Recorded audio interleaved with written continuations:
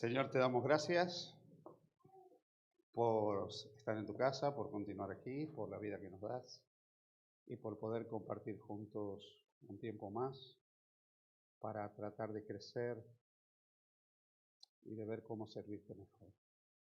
Empezamos un nuevo año de fe, de esperanza, pero también que sea un año de servicio, de entrega, en que podamos ser una luz en este mundo para tu gloria y para tu honra. Quédate ahora con nosotros, lo pedimos por Jesús. Amén. Muy bien. ¿Cuántos vieron el especial de la 1 de Nochevieja? ¿Cuántos vieron el musical especial de televisión española en la 1 en Nochevieja? Levanten la mano. Que vivís en una cáscara de... Nochevieja, Año Nuevo. Ah, el Año Nuevo sí lo vi. Claro, pero el Año Nuevo, el de Nochevieja no. El de Viena, ¿no? ¿El de Viena? No, el de Viena no. El de Nochevieja. No, pues no lo vi. ¿No lo vieron? Bueno. Gustavo, ponme el tema. ¿Has escuchado? Bueno, aquí hay una confesión de fe que en las últimas 78 horas ha hecho más por la predicación del Evangelio que muchas cosas que hacemos nosotros. Porque hay una cantidad de escépticos que ahora están dispuestos a confesar que no eran tan escépticos. De eso quiero hablaros en esta tarde. Yo quiero hablaros cómo, según el título, que ahí lo podéis ver, a ver si enciendo esto bien. A ver. ¿Me enciende esto? Ahí, ok. ¿Cómo puede reaparecer la fe desde el arte popular hasta, vamos a conectar esto con la profecía bíblica, pero cómo de alguna manera hay cosas que a veces nosotros no terminamos de entender completamente, pero vamos a aprender cómo Dios pone delante de nosotros momentos y tiempos que pueden ser una oportunidad para que nosotros prediquemos el Evangelio. ¿Esto cómo funciona? ¿Así? Uy, ya me pasa un montón. Es que pasa por allá, pero no me pasa a mí, tío. Vale, así es, ¿no? Ahí pasa. Ok. Yo lo tengo que pasar acá. Mirad, ya sabéis que hace algún tiempo nuestra querida Rosalía también hizo un álbum muy interesante, donde ella conecta la fe, la espiritualidad, etcétera, la mística, en los temas que ella canta. Y hace poco salió esta declaración, ¿no? El Vaticano se pronuncia por primera vez sobre la espiritualidad de Rosalía. Dice, y esto del Observatorio Romano, ¿no? Dice, capta una necesidad profunda de valorar la experiencia religiosa. Y luego hay otra declaración donde dice que el responsable de cultura de la Santa Sede ha valorado Lux, que es el último álbum de ella, el trabajo de la cantante española atravesado por la espiritualidad. ¿Sabéis que hay un texto en la Biblia, en 1 Corintios capítulo 9, versículo 22, que me gustaría que alguien lea? 1 Corintios 9, 22. Porque ahí nosotros encontramos un principio que es muy, pero muy interesante. Vamos a tratar de explicar un poco este fenómeno, ¿no? 1 Corintios 9, 22. A ver, ¿quién lo lee?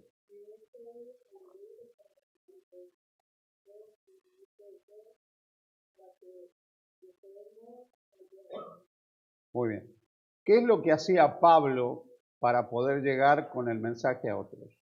Un poco más adelante dice, me echo al judío judío, al griego griego, etcétera, ¿no? Al débil débil, etcétera, ¿no? En otras palabras, lo que hacía Pablo era contextualizarse. Él sabía aprovechar los tiempos, las circunstancias, los momentos. Fijaros que hay una serie de detalles. Yo no voy a entrar profundamente, esto ya lo vimos, ¿no? Pero, por ejemplo, a ver, ahí, ok. Por ejemplo, la pregunta que nos podemos hacer es por qué la cultura popular refleja la espiritualidad. Hay en este momento una cantidad de artistas que están utilizando expresiones asociadas a la espiritualidad, con lo cual demuestra que hay una sed de espiritualidad en la sociedad. O sea que de alguna manera hay un fenómeno que se está revirtiendo. Yo no digo que ha terminado, ¿sí? Desde la Revolución Francesa, el péndulo de la laicidad, el agnosticismo y el ateísmo se fue para un lado. Pero aparentemente ese péndulo se está moviendo. O sea, ese péndulo agnóstico, ateo, laicista, parece que de alguna manera se está moviendo. ¿Y cómo lo vemos? ¿Cómo podemos saber que ese movimiento se da en el péndulo? Pues cuando nosotros vemos lo que la gente a nivel social, en la cultura popular, está expresando. Eso nos ayuda a tener un reflejo de lo que está pasando en la sociedad que nos rodea a cada nosotros, ¿no? El último álbum de ella explora temas sobre religiosidad, sobre mística, sobre espiritualidad, mezcla elementos culturales con símbolos de la fe en ese último álbum, ¿no? Tiene dentro del álbum, por ejemplo, temas donde se refleja, por ejemplo, aspectos de la fe, aparece con un rosario, que tiene que ver con la fe católica, perfecto, pero es una expresión de fe. Aparecen reliquias que está asociada a la veneración de santos. Nosotros estamos de acuerdo con esto, evidentemente. Nosotros finalmente somos adventistas, tenemos raíz protestante, ¿vale?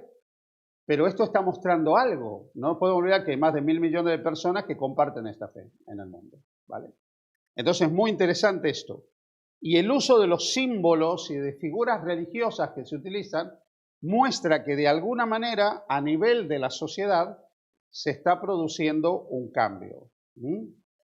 En el caso del tema que hemos escuchado recién, que también es un tema bastante interesante, porque nosotros encontramos un tema que se llama literalmente Yo creo en Dios, con una confesión de fe que es asombrosa, es un título explícitamente religioso. Fijaros que llega a decir el título, allá donde muere el orgullo nace la fe. Yo creo en Dios. Evidentemente lo expresa a mi manera y la pregunta sería, ¿y quién no cree a su manera finalmente? Porque todos de alguna manera creemos a nuestra manera. Lo que pasa es que cada uno de nosotros cree que su manera es la correcta, ¿no? Pero de alguna manera todos creemos de alguna manera, los que hemos elegido creer, ¿no? Ahora, lo que sí refleja la letra de todos esto es que hay un cambio en la cosmovisión religiosa de la sociedad. ¿Hay una nueva búsqueda de la espiritualidad? Sí. ¿Hay una nueva búsqueda de lo religioso? Sí. ¿Hay una nueva necesidad de anclarse en la esperanza? Sí. Pero en un marco que ya es imbatible. Esto no va a cambiar. En el marco de la libertad. El ser humano actual es diferente. ¿Sí? Su cultura es diferente. Y fijaros que nosotros, toda la estructura eclesial que nosotros tenemos, y esto lo quiero decir para que no se olvide, muchas veces toda nuestra estructura eclesial a veces no nos ha permitido ser muy libres. No me malinterpretéis, ¿no? Pero a veces nos encasilla de alguna manera. Entonces, hoy vivimos en un mundo en el que la espiritualidad está retornando, sí, pero donde tenemos que tener cuidado, porque las personas ahora son profundamente libres. Profundamente libres. O sea, ellos quieren creer, quieren experimentar espiritualidad, pero en ese marco de libertad.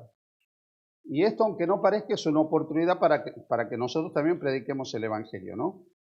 Ahora, esto puede verse, como venimos diciendo, como un resurgir de la espiritualidad a nivel cultural, aunque lo que ella canta no es necesariamente una declaración de fe tradicional. Pero yo os hago una pregunta. ¿Os hubierais imaginado hace 2, 5 o 10 años atrás a cantantes, en el Estado español estoy hablando, confesando que son creyentes? ¿Os hubierais imaginado eso? La mayoría de vosotros que os movéis en este ambiente, ¿sí? Esto puede sonar bueno, pero ¿esto qué tiene de trascendente? Porque estáis acostumbrados. Os juntáis con creyentes, ¿sí? Mirad lo que os digo. Os juntáis con creyentes, vivís con creyentes, merendáis con creyentes, os acostáis con creyentes. ¿Lo hacéis todo este creyente? Entonces esto parece como que no tiene ninguna trascendencia. Pero los que se han movido fuera de este ámbito, ¿sí? Fuera de la burbuja, ¿Saben cómo está el mundo? Y de que era impensable pensar que se va a plantar esta señora y va a decir, oye, yo creo en Dios. Es cierto, bueno, mi manera, mi forma, con lo que yo soy, pero yo creo en Dios, ¿eh? Ojo con eso, señores. Eso nos muestra algo tremendo en la sociedad que puede revertir un proceso de décadas donde el péndulo que empezó en la Revolución Francesa, irse para un lado, empieza a volver para otro lado. Pero es que la profecía bíblica no se podría cumplir si el péndulo no se mueve. Así que el péndulo sí o sí se tiene que mover. Entonces eso es lo que nosotros estamos viendo en este momento, ¿no? Y estas referencias culturales que nosotros vemos en lo que ellos expresan, no reemplazan el Evangelio de ninguna manera, pero son puertas que pueden permitir que se abra el diálogo espiritual. Por eso es que es importante que nosotros comprendamos que estamos viviendo en un momento que si nos pasa, ¿sí? Si se nos pasa este momento, no va a volver. Es una oportunidad tremenda que tenemos por delante. Tenemos una oportunidad de puertas abiertas para la evangelización a partir de la cultura popular que es tremenda, ¿sí? Alguien que me lea Mateo capítulo 5, versículos 14 al 16.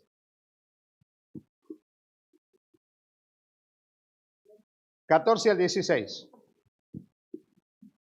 Vosotros sois la luz del mundo. Sentados sobre un monte no se puede esconder. Y se enciende una luz y se pone debajo de una fuente. No se resplandece, alumbra a todos los hombres. Así alumbra vuestra luz delante de los hombres, para que vean vuestras obras y glorifiquen a vuestro Padre. Muy bien. Lo que vamos a tratar de ver ahora es la oportunidad evangelística que tenemos a través de los símbolos, ¿sí?, de la cultura para predicar el evangelio bíblico. Porque eso es lo que nos interesa finalmente a nosotros. La popularidad de estas obras con temas espirituales muestra que hay una búsqueda de significado en las personas. ¿Por qué? Porque mucho por lo que se apostó, pues a la gente ya no le da respuestas, ¿sí? A mí me cuesta mucho no afiliarme cuando hablo a alguna corriente política, pero es que a veces cuando uno habla desde un punto de vista sociológico es imposible que no te caratulen de alguna manera, aunque yo no pretendo que me caratulen, pero mirad, les voy a contar algo que es simplemente para que lo tengamos en cuenta, ¿no? La mayoría de las personas que hoy tienen propiedades las hicieron en la década de los 80, 70, 80. Un hombre con un trabajo, se podía comprar su piso, su casa, mantener a su familia y probablemente, como lo muestra también las estadísticas que hay del INE, no las de fulano o mengano, las del INE, ¿sí? Gracias, Ariuch, eres una madre. ¿Sí? Qué bien la debe tratar a la Luchi y el Ariuchi, siempre están acá. ¿Sí? Dicen que el 85% de las segundas propiedades que hay en el Estado español son de personas que entre los 80 y 90 se pudieron adquirir, fruto de su trabajo, una segunda vivienda, ¿vale? Eso es muy interesante. Luego hay otra generación que ya no pudo comprar, que tuvo que alquilar. Y luego ha venido otra que no puede alquilar, que directamente tiene que vivir en un piso compartido con 4 o 5 más amigos o amigas para poder no estar con los padres. Pero están los otros que para poder ahorrar y comprarse una casa están viviendo en el coche, ¿no? Entonces, realmente hay muchas personas que al ver el panorama, especialmente gente joven, dice, hostia, esto al final me prometieron el paraíso y resulta que el paraíso no aparece por ninguna parte, que no llego ni a fin de mes, no puedo comprar un piso, no tengo futuro. Hay inseguridad de todo tipo. ¿Y eso qué produce en las personas? Produce la necesidad de algo seguro. Y ahí está la gran respuesta de la fe. Porque la fe, en realidad, lo que te da a ti es un marco de seguridad, de trascendencia, de que hay algo más poderoso que tú, o más poderoso que el Estado, que un partido político, que esto, que de alguna manera puede intervenir y cambiar las cosas. Puede ser que desde el punto de vista popular haya enfoques que sean equivocados. Porque tampoco, no necesariamente todas las cosas van a cambiar porque uno crea, eso lo sabéis vosotros, ¿no? Pero sí, a lo que yo voy es que esta visión que está teniendo la sociedad es para nosotros una oportunidad a fin de que nosotros podamos predicar el Evangelio. Es una oportunidad que nosotros estamos teniendo, por ejemplo, para que podamos entregar Biblias, para organizar eventos que expliquen el cristianismo de manera más clara, partiendo desde lo que ellos conocen, desde lo que ellos tienen, vamos a decir, de lo conocido a lo desconocido. Cuando nosotros pensamos, por ejemplo, en los temas que hace la chica esta, Rosalía, donde habla en dos de sus composiciones, ¿no? De cuestiones espirituales, pues esto puede ser un punto de partida, de diálogo con el mundo secular, para que yo le pueda llevar a lo otro. Miren, cuando yo estudiaba teología, el primer verano que fui a colportar, nos dieron un curso de colportaje. Todavía me acuerdo el nombre del pastor que nos lo dio, un veterano pastor ya jubilado que era director de colportaje en la Unión Austral, de apellido Bubet. Y él nos hablaba de los que para llegar a una persona y poder venderle las publicaciones, ¿no? Lo primero que había que establecer era un punto de contacto. Entonces, lo primero que tú tenías que hacer al llegar a una casa era ser tan observador y tan útil que tú podías encontrar en las 5 primeras palabras que cambies con una persona, en lo primero que tú veas, un punto de contacto. Porque el punto de contacto hace que la persona que está delante tuyo deje de estar en guardia.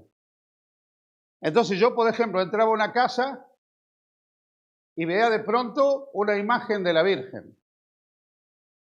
Y yo cuando veía la imagen de la Virgen me decía, ¡ay, qué bonita la imagen! Son creyentes aquí en la casa, por lo visto. ¿Creen que? Sí, dice, nosotros somos muy creyentes, gracias a Dios y la Virgen. ¿Sí? Punto de contacto. Le dice, yo también soy creyente. Claro, yo no me ponía a explicarle mi teología de la mariología, ¿no? Pero ya esa persona bajaba la guardia y esa bajada de guardia de la persona era suficiente para que yo pueda entablar un diálogo con esa persona.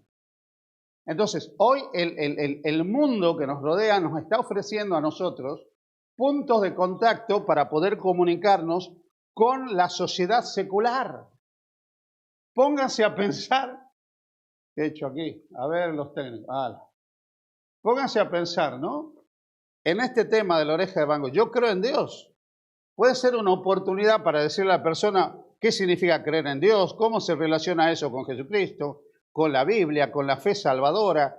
Hay temas incluso que hablan de esperanza, es un tema también de la oreja de Van Gogh que se llama Rosas. O sea, todas estas cosas que son tremendamente seculares pueden ser mecanismos a través de los cuales yo puedo llegar a un contacto religioso con las personas. Y puedo preparar mensajes que respondan a preguntas reales como si existe Dios, la fe puede responder al dolor, por qué la religión falla donde Cristo prospera. Este es otro tema muy interesante. Porque una de las cosas, que esto no nos pasa a nosotros, pero le pasa a la mayoría de las personas. Si usted le presenta a Jesús a una persona, la gente con Jesús no tiene mayores problemas, pero lo tiene con la religión establecida, con la religión institucional. El otro día vi quién es el personaje más famoso del mundo a nivel de las redes sociales. ¿Cómo se llama este que tiene el mismo nombre del conejo de la suerte? Sí. ¿Cómo? Bugs Bunny, como el conejo. ¿Cómo? Digo yo, ¿por qué no le ponen Ramón o Pedro? Le ponen su nombre. Bad, con D. No Bad, como Batman tampoco. Bad Bunny. Bad Bunny. ¿Y el conejo cómo era? Bugs. Oh, macho. Bueno, con razón me llevaba inglés yo de primer grado. Bueno. Este que tiene nombre de conejo es tiene en torno a unos 900 millones de seguidores en el mundo, 1.000 millones de seguidores. Es el tipo que más seguidores tiene. Después le sigue una chavala que es cantante que se llama... ¿Qué? ¿Este se ha convertido en cristianismo? ¿Quién? Muy bien, muy bien, están actualizados, muy bien. Después, hay otra que se llama, ¿cómo se llama esta? Taylor... Esta otra que tiene, sí, apellido de... Taylor Swift, la chavala esta, ¿no? Bueno, esta creo que tiene unos 600 millones de seguidores en el mundo. Y después está Ronaldo. Ronaldo tiene una barbaridad. Ronaldo tiene unos 800 millones de seguidores. Y está ahí entre él y Messi, que se están peleando ahí quién tiene más seguidores, ¿no? Pero no hay ninguna iglesia de los Bad Bunnies, ¿sí? Ninguna iglesia de los Ronaldinhos, ni de los Messinios, ni de los, ¿cómo se llama la otra? La Taylor and Company, ¿sí? Pero Jesús tiene 2.500 millones de fans en el mundo. Sigue siendo el personaje más famoso en las redes sociales. Esto es muy interesante. Esto es muy interesante porque nos permite a nosotros poder conectar con ese mundo que nos rodea a nosotros. O sea, realmente el mundo, el péndulo de la espiritualidad está haciendo un cambio que es impresionante a nivel de la cultura popular. Pero para esto es importante que nosotros comprendamos la importancia de la contextualización, ¿sí? La contextualización y el evangelio. Ese es el mayor dilema que nosotros a veces tenemos a la hora de cumplir la misión. Primero, nosotros vivimos en un mundo posmoderno, donde los valores, la cultura y las formas cambian rápidamente. Vosotros que sois más jóvenes, los que son más jóvenes, qué sé yo, preadolescentes, adolescentes, jóvenes como vosotros, hay un montón de cosas con las que estáis familiarizados. Yo nací, y no soy el más viejo del grupo, pero yo nací en una época donde no existía la televisión a color, donde no existían los móviles, ¿sí? Donde un montón de cosas que internet, nada, era otro mundo. En el barrio de mi abuela, donde yo prácticamente me crié, había un solo teléfono en toda la calle. Lo tenía el carnicero. Así que el carnicero, aparte de proveer carne para el barrio, recibía los mensajes. Cuando alguien le iba a comprar carne, decía, doña Elisa, le decía a mi abuela, llama a un fulano de tal de parte y le dice que le diga que... ¿Sí? Eso era. Había un solo médico en todo el barrio. Yo me acuerdo, había un solo médico en todo el barrio.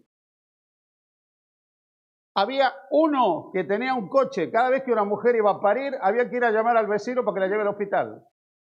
Yo me crié en ese mundo. Yo me crié en un mundo donde uno iba al almacén de la esquina y pedía 1 kilo de arroz, 1 kilo de esto, 1 kilo de... Yo vi la inauguración en mi ciudad del primer supermercado. No existían los supermercados. Cuando yo entré a ese supermercado, por primera vez yo veía que había yogures, distintas marcas de yogures. 2 marcas. 2. El yogur se comía en mi casa en alguna fiesta y lo hacía mi madre. Había flanes que se vendían hechos ya, que lo hacía mi madre también al flan para la fiesta. Ese mundo no existe. Ese mundo desapareció. Yo tuve que aprender a usar internet. Yo hice todo mi seminario teológico con una Remington 20 escribiendo a máquina mis tesis. Porque es que no existían los ordenadores. Existían, pero eran tremendamente caros y difíciles de manejar. Entonces, el mundo en el que ustedes se mueven es un mundo que ha cambiado tremendamente y cambia rápido, muy rápido. Muy rápido porque la tecnología y las redes sociales hacen que las cosas cambien. Y no se puede evangelizar con la mentalidad del siglo XIX, que ese es el error que algunos tienen. Nosotros queremos seguir vendiendo el mismo producto en un envase que la gente desconoce. El producto es bueno, pero el envase es un envase muchas veces equivocado, ¿vale?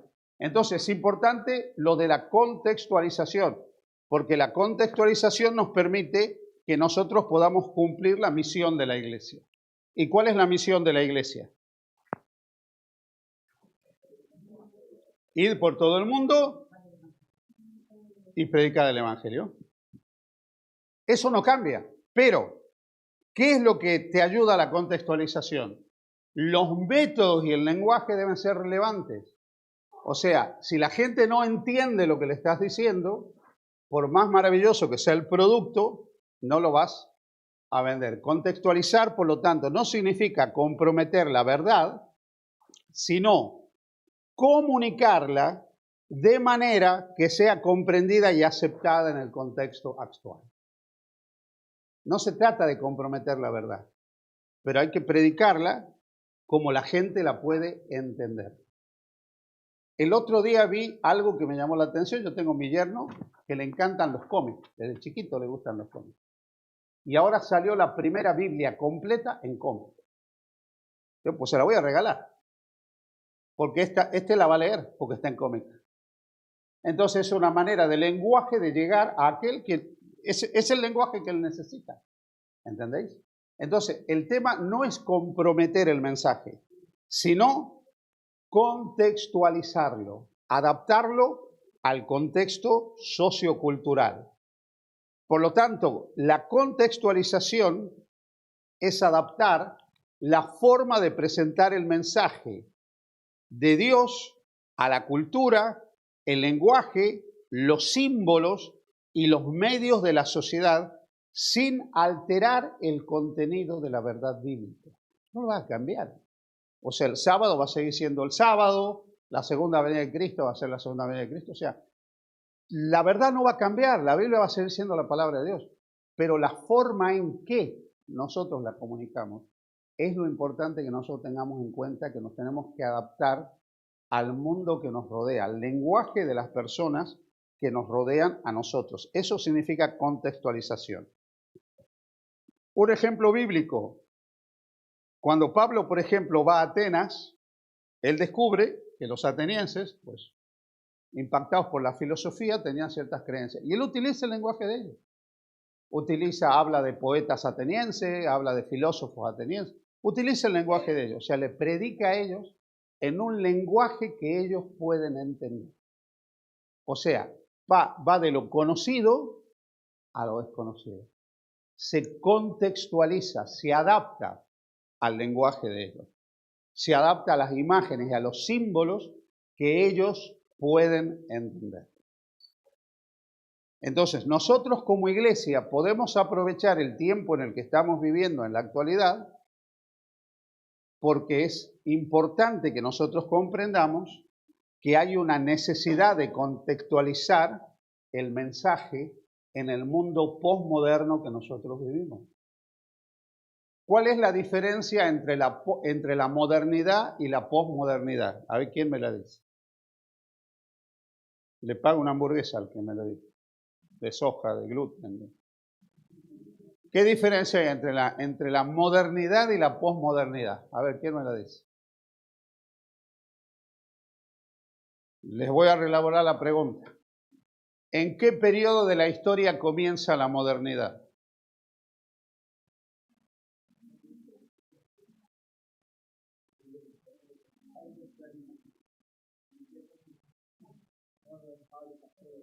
Bien. Este chico inteligente. ¿Qué hijo te has echado, la lucha? Con la revolución industrial. Y con la revolución industrial coincide también la primera revolución industrial con un periodo de la historia del pensamiento que se llama la Ilustración. ¿Qué va a caracterizar al hombre moderno? Lo va a caracterizar el pragmatismo. El hombre moderno es tremendamente pragmático. O sea, el hombre moderno lo que le interesa es que las cosas sean claras. O sea, 1 más 1 es igual a 2. El frío es la ausencia de calor. O sea, el hombre moderno le gustan las definiciones. Le gusta que esto sea tener claro lo que es verdad y lo que es error. Lo que es blanco de lo que es negro. Esa es la característica de la modernidad. En la modernidad aparece, por ejemplo, el método científico. Observación, experimentación, conclusión, todo aparece con la modernidad. ¿Cuál es la característica de la posmodernidad? Al hombre posmoderno no le interesa eso tanto. No le interesa. O sea, le suda completamente todo ese tema. No le preocupa ese discurso.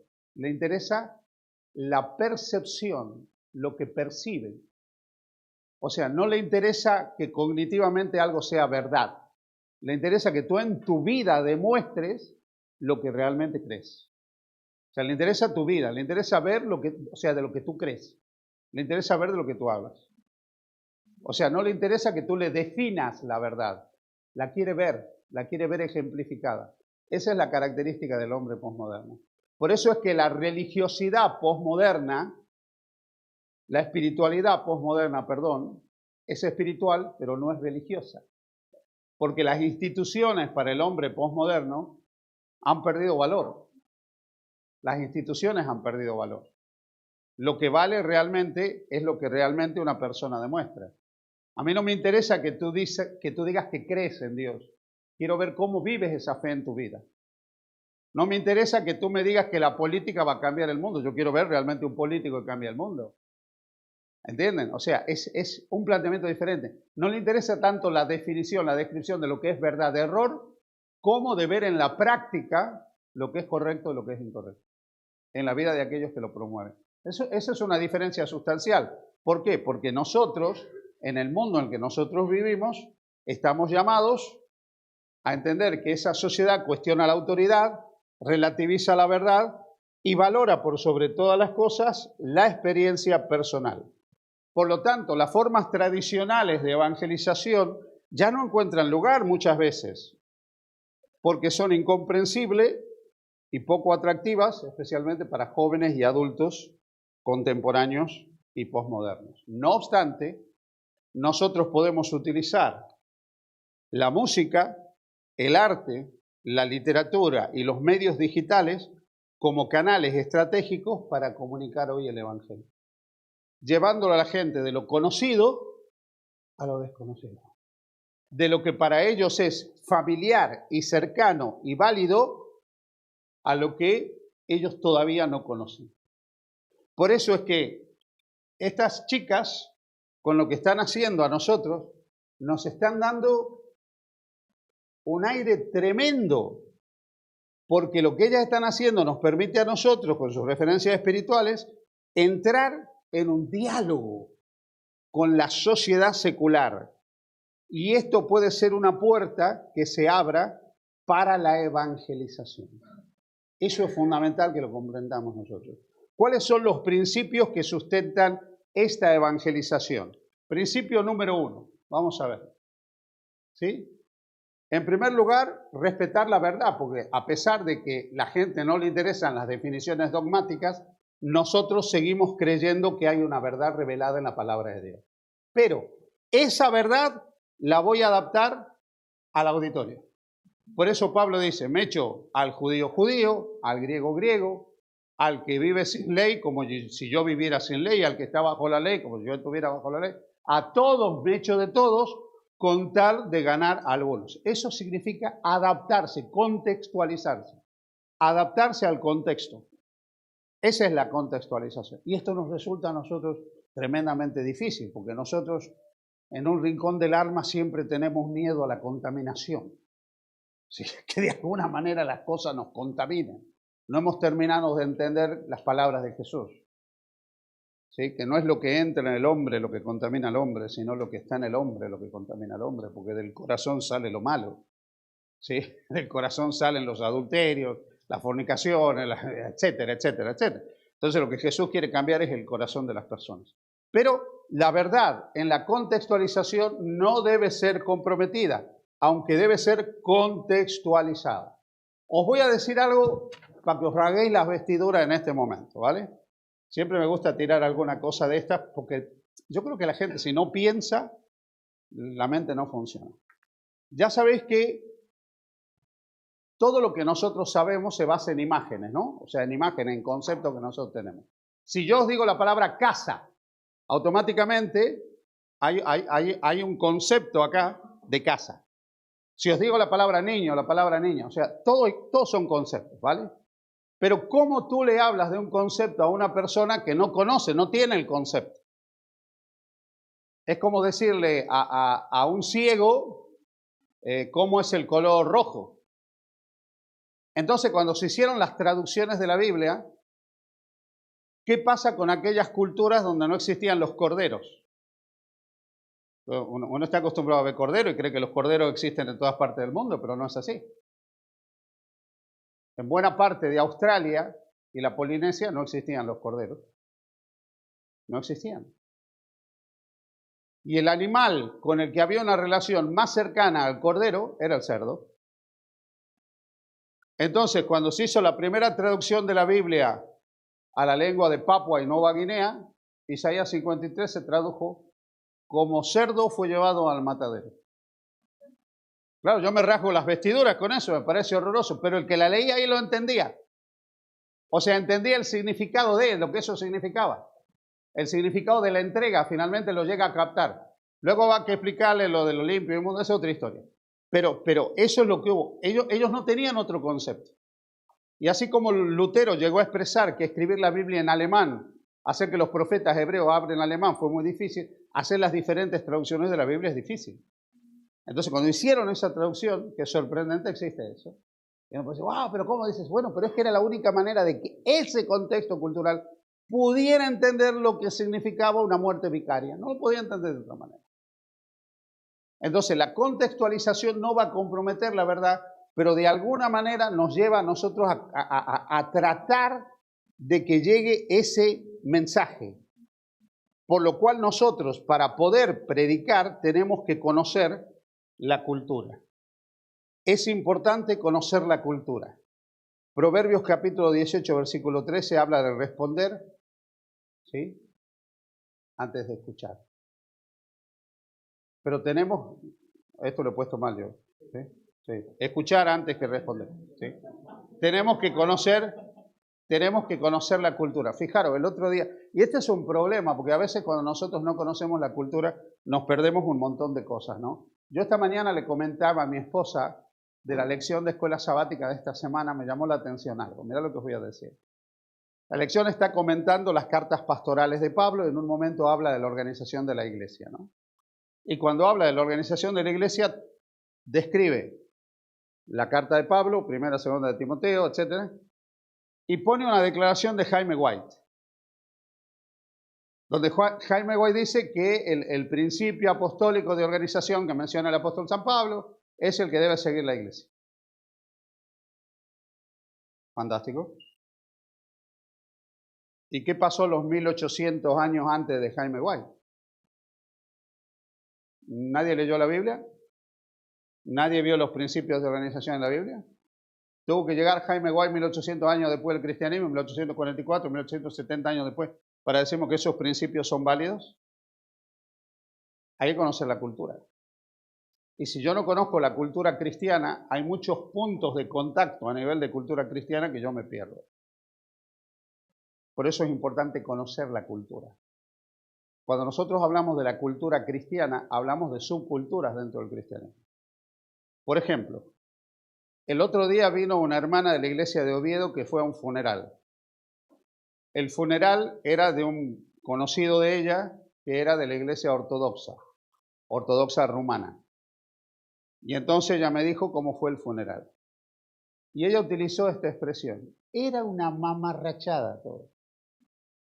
Con cánticos, con humo, con esto, con aquello. Pero lo que más gracia me hizo es que le preguntó a la que la invitó al funeral si sabía lo que significaba cada cosa. Dice, no, dice, yo vengo aquí porque me trajeron mis padres de pequeña y soy ortodoxa de pequeña. Pero yo, a ver, esto no lo digo por presumido, yo podría haber hablado con la gente que estaba ahí y explicarle qué representaba cada símbolo. Y en la comprensión del símbolo, entrar en un espacio de diálogo con ellos. Porque cuando tú comprendes lo que el otro hace y sabes el significado de lo que el otro hace, tú puedes dialogar con esa persona. Dialogar desde el conocimiento de la cultura del otro. Dialogar desde el conocimiento de la práctica del otro. Por eso es importante conocer la cultura de los demás si nosotros queremos predicar adecuadamente el Evangelio. Eso es fundamental en la contextualización, el conocer la cultura. Y ya que digo esto, voy a aprovechar para hacer un comentario. ¿Sabéis cuáles fueron antes que exista la gramática inglesa, la gramática francesa o una gramática española, ¿qué lenguas tuvieron las primeras gramáticas?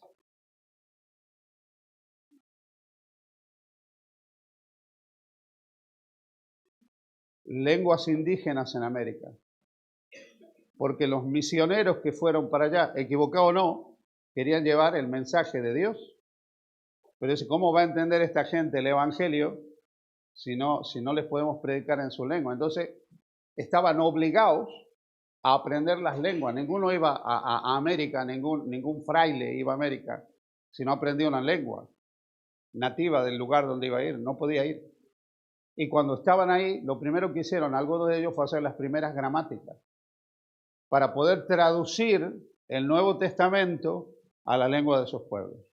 Las primeras gramáticas, antes que la gramática inglesa, francesa, fueron en lenguas nativas en América. Y las primeras universidades que hubo en el mundo, en el Nuevo Mundo, que ahí hay una disputa entre ya sabéis, entre República Dominicana y Perú hay una disputa cuál fue la primera universidad, pero lo interesante es que ahí se impartían clases en las lenguas nativas, que tenían las primeras gramáticas. ¿Por qué? Porque ellos entendieron lo de la contextualización, que tenían que contextualizarse. Por eso la predicación del mensaje por los misioneros triunfó en América. No triunfó porque iban con un cuchillo obligando a todos los indios a hacerse cristianos, no triunfó por eso. Triunfó por la contextualización. Triunfó porque ellos hablaban en el idioma de la gente, les predicaban el idioma de la gente, le llevaban los evangelios en el idioma de la gente, le enseñaban los ritos de la iglesia en el idioma de la gente. La contextualización permitió el avance. ¿Sí?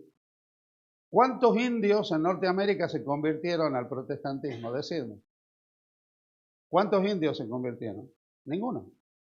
Porque en la mentalidad de los evangelizadores protestantes existía otro concepto, que era el de la tabla rasa. Si el indio se quería convertir, tenía que renunciar absolutamente a todo, aún a su lengua. Y tenía que hablar inglés.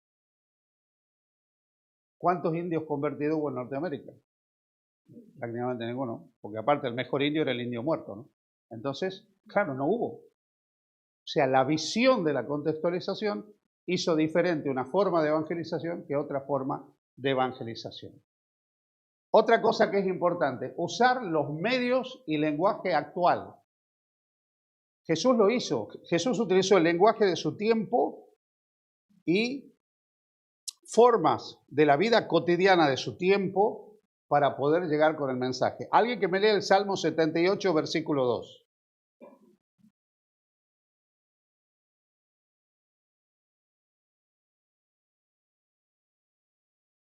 ¿Quién lo lee?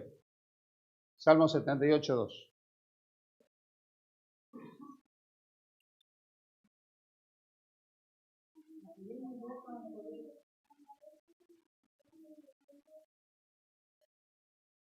Bien.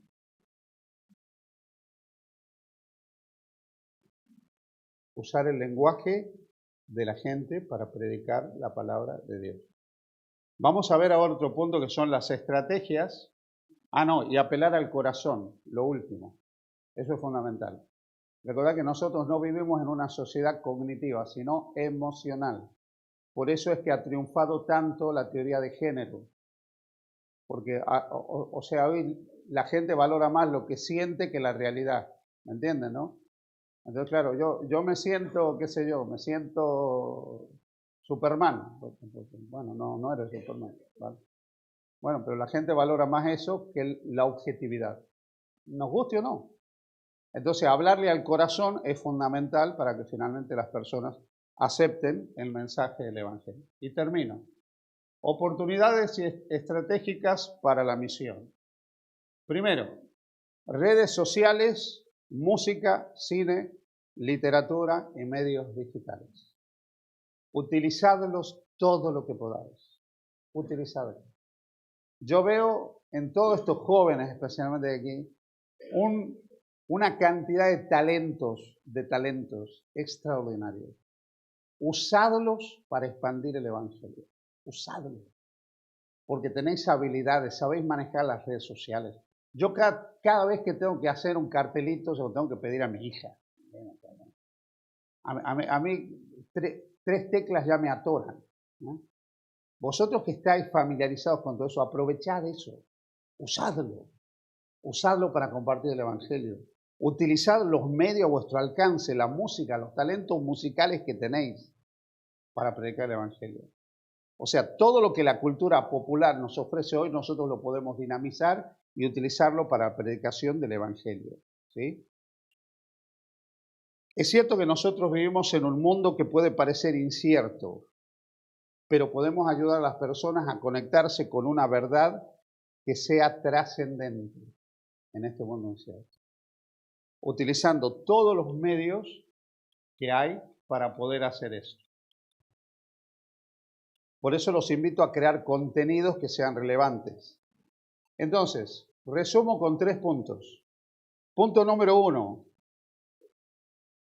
La contextualización es un puente entre la verdad eterna y el mundo cambiante. Punto número 2. Y punto... Uy, me he ido. ¿Cómo vuelvo, che?